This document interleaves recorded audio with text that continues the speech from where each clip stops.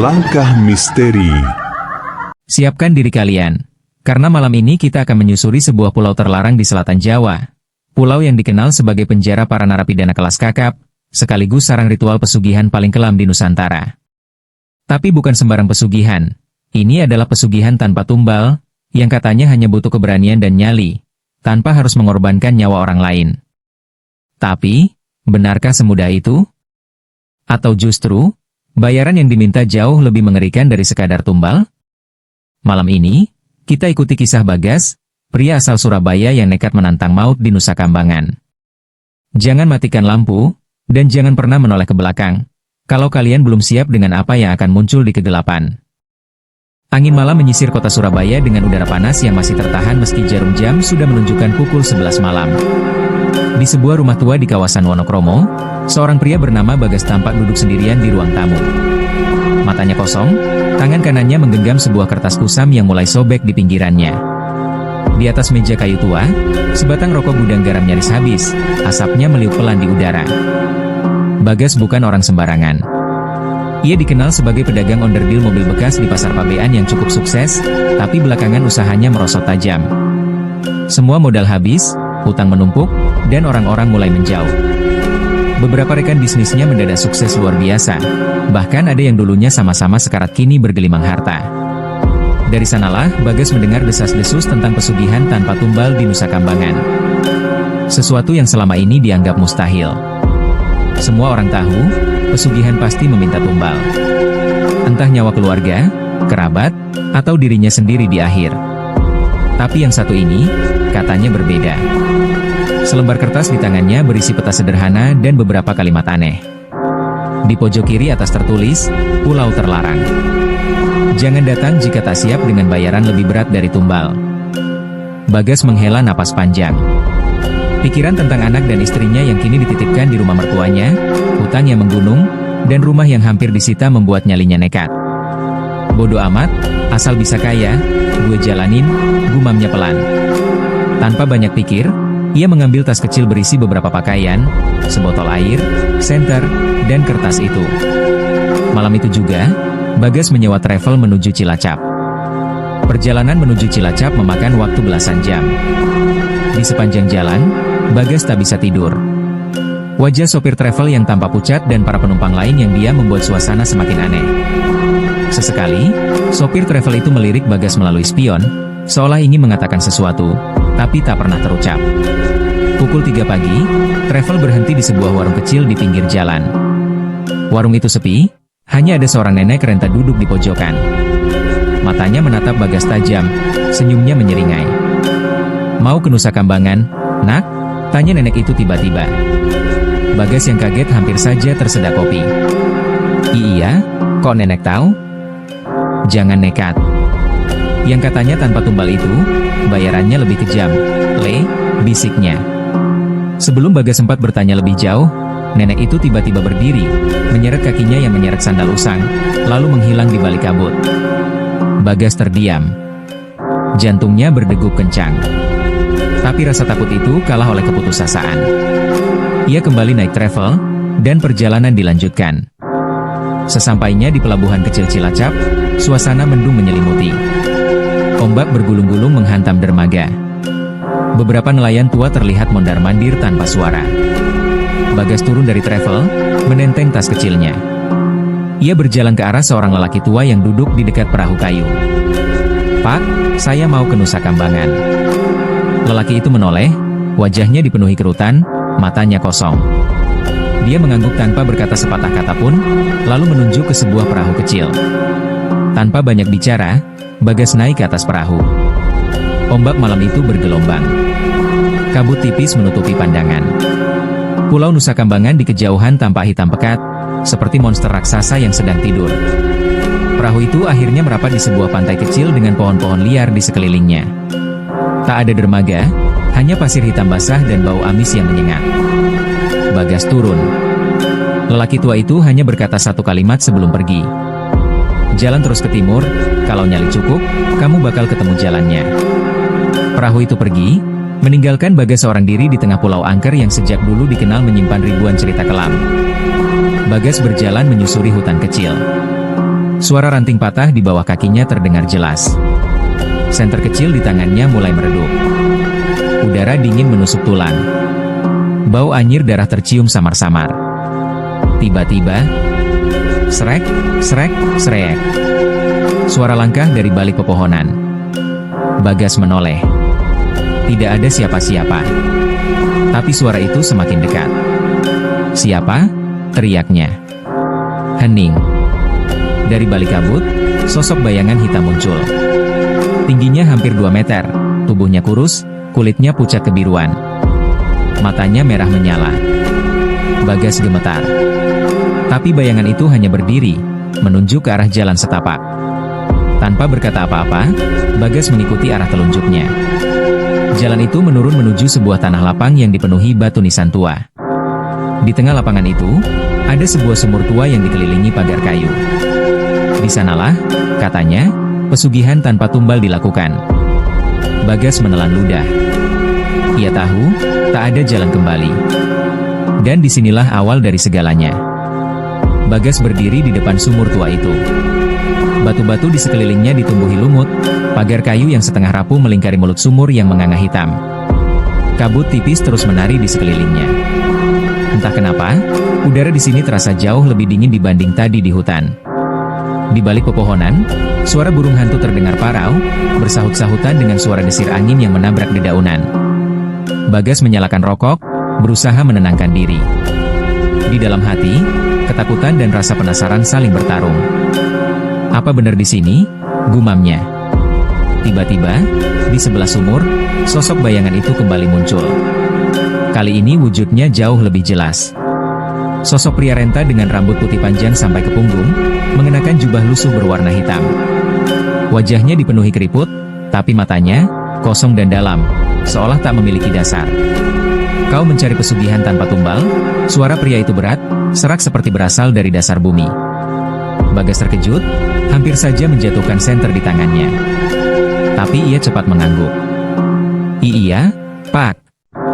Saya mau kaya. Mau balikin usaha saya. Mau hidup enak lagi." Pria itu hanya tersenyum tipis. "Kau tahu risikonya?" Bagas menelan ludah, mencoba terlihat berani. "Saya dengar, gak perlu tumbal, Pak." Pria itu terkekeh pelan, suaranya membuat bulu kuduk Bagas meremang. "Tak perlu tumbal manusia, memang. Tapi bukan berarti tanpa bayaran, nak. Kau siap kehilangan sesuatu yang lebih berharga dari nyawa orang lain?" Bagas ragu sejenak. Tapi bayangan utang yang menumpuk, rumah yang akan disita, dan anak istrinya yang terancam membuatnya kembali mengangguk. "Saya siap." Sosok tua itu mengangguk pelan. Tangannya yang kurus kering mengangkat sebatang kayu, menggambar sebuah lingkaran di tanah, dengan simbol-simbol aneh di sekelilingnya. "Masuk ke lingkaran ini. Dan jangan sekalipun keluar sebelum aku perintahkan." Bagas menuruti. Ia melangkah ke dalam lingkaran. Begitu kakinya menyentuh simbol itu, suhu udara mendadak berubah drastis. Angin berhenti. Hening. Seolah seluruh pulau itu ikut membisu. Sosok tua itu lalu mulai merapal mantra dengan bahasa yang sama sekali tak dimengerti Bagas. Suaranya semakin cepat, dan semakin berat. Dari balik sumur, kabut hitam mulai keluar perlahan, menggumpal seperti asap pekat. Aroma anyir darah langsung memenuhi udara. Dari kabut itu, muncul wujud yang tak bisa sepenuhnya dikenali. Seperti sosok perempuan, tapi tubuhnya kurus kering, kulitnya pucat abu-abu. Matanya hitam legam, mulutnya dipenuhi gigi tajam. Rambutnya panjang, basah, menutupi separuh wajahnya. Bagas gemetar hebat. Keringat dingin membasahi lehernya. Makhluk itu menatap langsung ke arah Bagas. "Kau ingin kaya?" Suaranya serak, menggema di dalam kepala Bagas. "Iya, saya mau." "Tanpa tumbal?" "Iya, tanpa tumbal manusia, saya siap."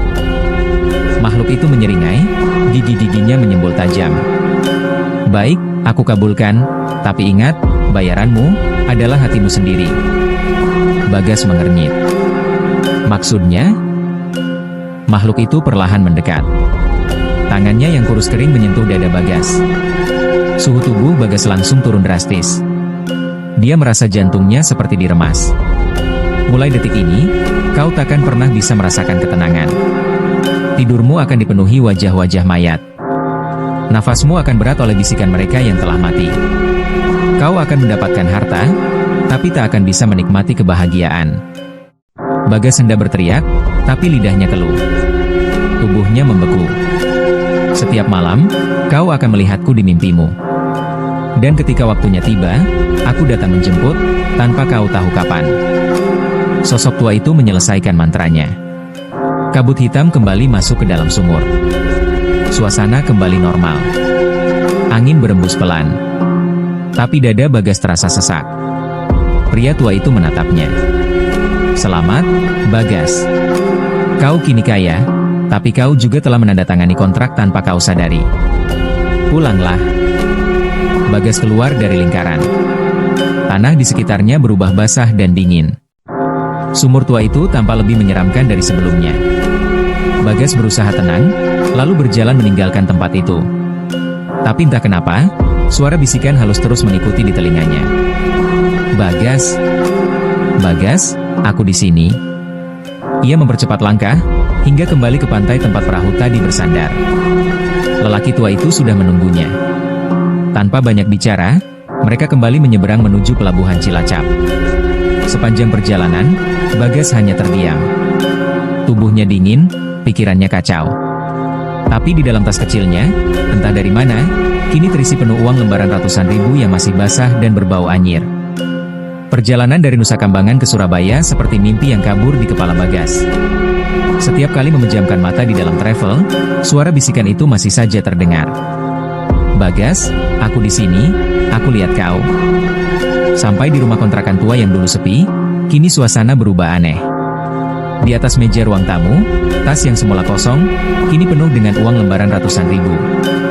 Bahkan beberapa emas batangan kecil ikut berserakan di dalamnya. Bagas gemetar. Tangannya masih dingin, tapi rasa takut itu kembali ditelan oleh rasa tamak. Ini nyata, gila, beneran bisa. Keesokan harinya, Bagas langsung membeli mobil baru, menyewa kantor baru, dan menghubungi rekan bisnisnya yang dulu menutup pintu. Dalam sebulan, usaha onderdilnya kembali melejit. Uang mengalir deras. Bagas membeli rumah mewah, mobil sport, bahkan membuka cabang di luar kota. Orang-orang mulai heran, bagaimana bisa seseorang yang bangkrut mendadak kaya seperti itu. Tapi tak ada yang berani bertanya langsung. Beberapa tetangga mulai berbisik-bisik, ada yang bilang Bagas dapat pesugihan, tapi mereka tak tahu apa-apa soal Nusa Kambangan. Namun, malam pertama di rumah barunya, teror itu datang. Pukul 2 dini hari, Bagas terbangun. Keringat dingin membasahi tubuhnya. Televisi di ruang tamu menyala sendiri, menampilkan gambar kabur. Suara perempuan berbisik pelan terdengar dari belakang tirai.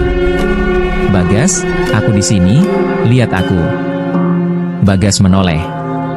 Di balik tirai, sesosok bayangan perempuan berambut panjang berdiri diam. Tubuhnya kurus kering. Matanya hitam legam, menatap ke arahnya. Bagas berteriak keras. Tapi istrinya tak terbangun. Ia berlari ke kamar anaknya.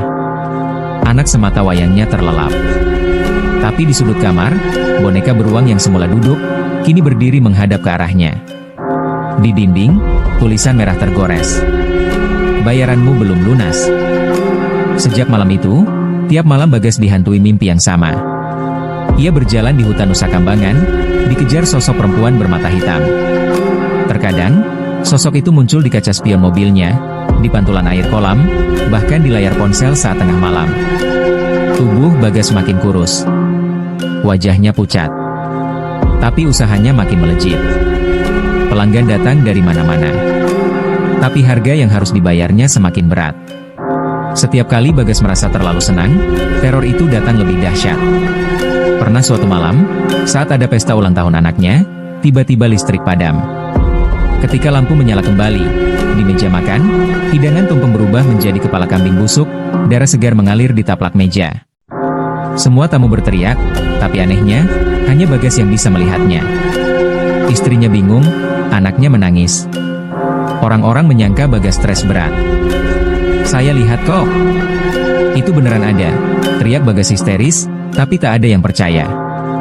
Puncaknya, suatu malam saat hujan deras mengguyur Surabaya, Bagas menerima telepon dari nomor tak dikenal.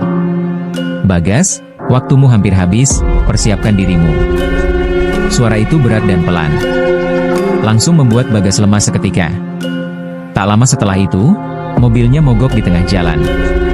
Ketika menyalakan senter ponsel, di kursi belakang duduk sosok perempuan itu, senyum menyeringai, rambut panjang menutupi wajahnya.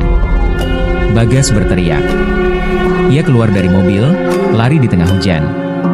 Tapi kemanapun ia pergi, suara bisikan itu tak pernah hilang. "Bagas, ingat perjanjian kita, kau tak bisa lari." Pagi harinya, Bagas ditemukan pingsan di trotoar dekat pasar. Tubuhnya pucat, bibirnya pecah-pecah. Orang-orang mulai menggunjing. Tapi anehnya, meski begitu, rekening usahanya terus terisi. Uang datang entah dari mana. Semakin banyak uang, semakin berat beban di pikirannya.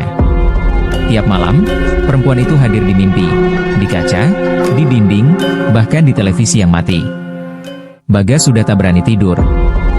Hari-hari berikutnya, Bagas hidup dalam ketakutan. Siang ia pura-pura bahagia di hadapan orang, malamnya gemetar ketakutan. Setiap sudut rumahnya seakan dipenuhi sosok perempuan itu. Bahkan cermin-cermin di rumah sudah ia pecahkan, tapi pantulan wajah itu tetap muncul di permukaan air, layar ponsel, bahkan di balik mata orang yang menatapnya. "Gila, gue bisa gila kayak gini," desisnya. Bagas mencoba ke berbagai paranormal di Surabaya.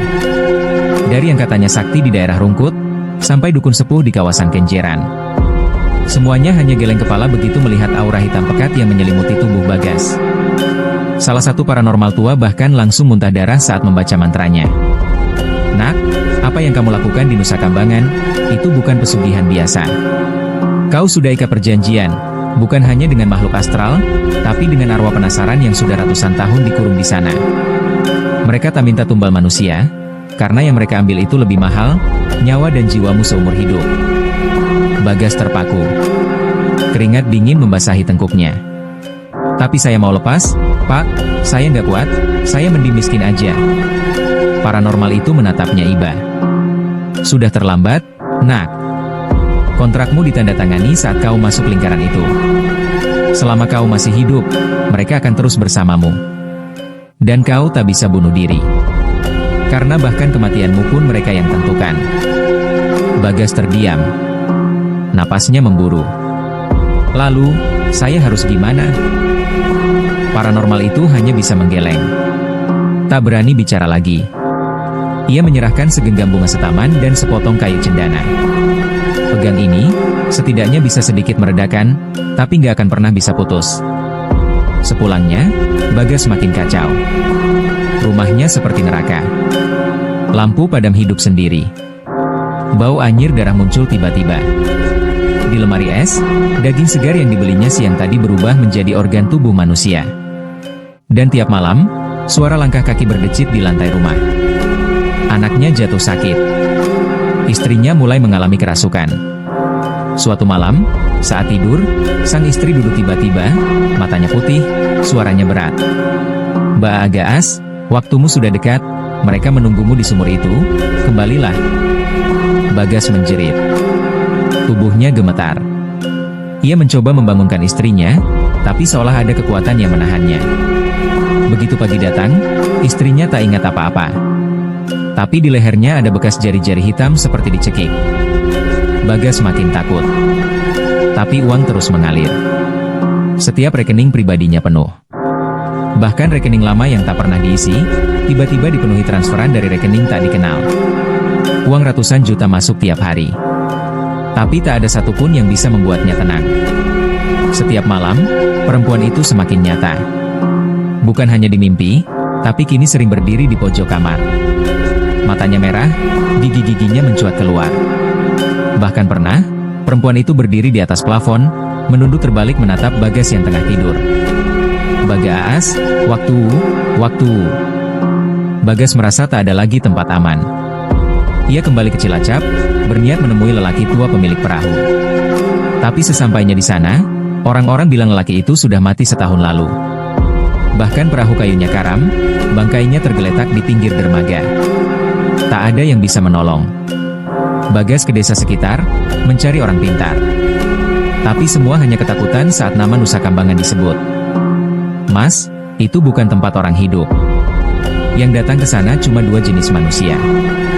Orang yang putus asa, dan orang yang dikejar ajal. Bagas duduk di pinggir pelabuhan.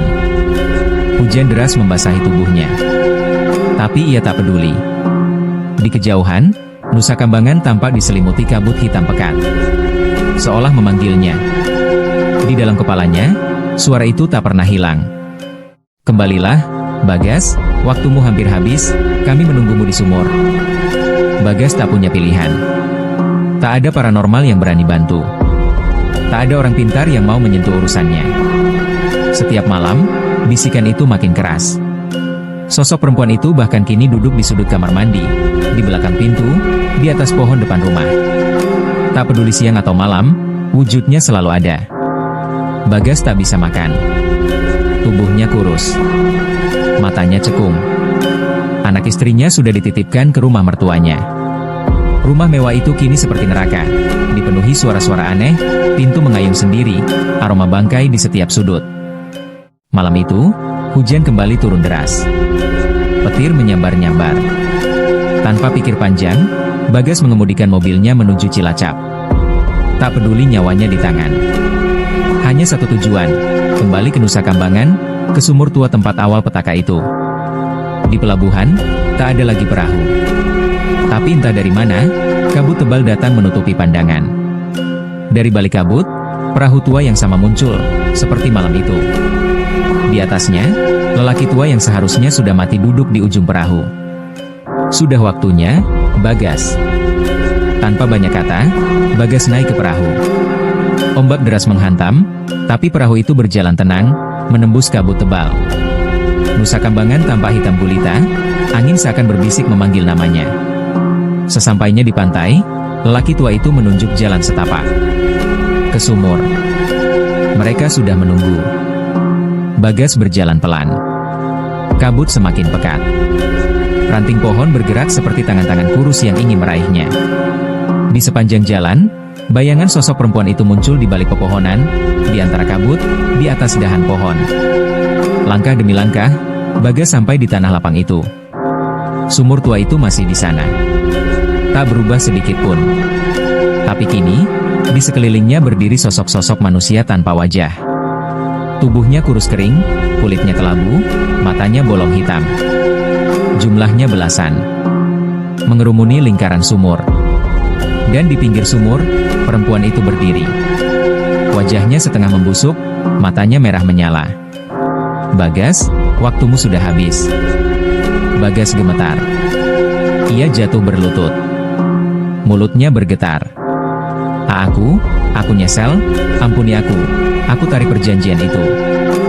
Sosok perempuan itu tersenyum sinis. Tak ada yang bisa membatalkan perjanjian di sini. Kau datang ke tanah kami, menantang hukum kami, dan kini, kau milik kami. Tiba-tiba, tubuh Bagas terasa berat. Kaki dan tangannya seakan ditarik oleh sesuatu dari dalam tanah. Sosok-sosok tanpa wajah itu perlahan mendekat, memegang bahu dan lengannya. Suara jeritan mulai terdengar dari sumur. Bawa dia ah, bawa dia ah. Bagas berteriak histeris. Tapi tubuhnya tak bisa digerakkan. Perempuan itu mendekat. Tangannya yang dingin menyentuh dada Bagas.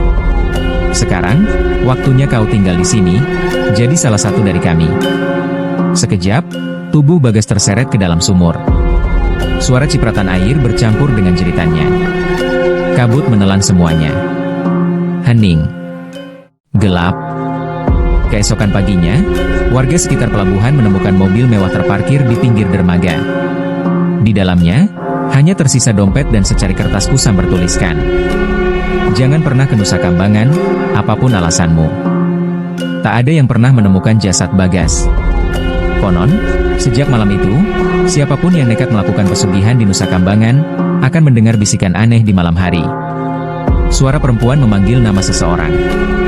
Dan bila suara itu menyebut namamu, berarti waktumu tinggal sebentar. Ingat, di Nusa Kambangan, tak semua pesugihan minta tumbal manusia. Kadang, bayaran yang diminta jauh lebih kejam dari sekadar nyawa.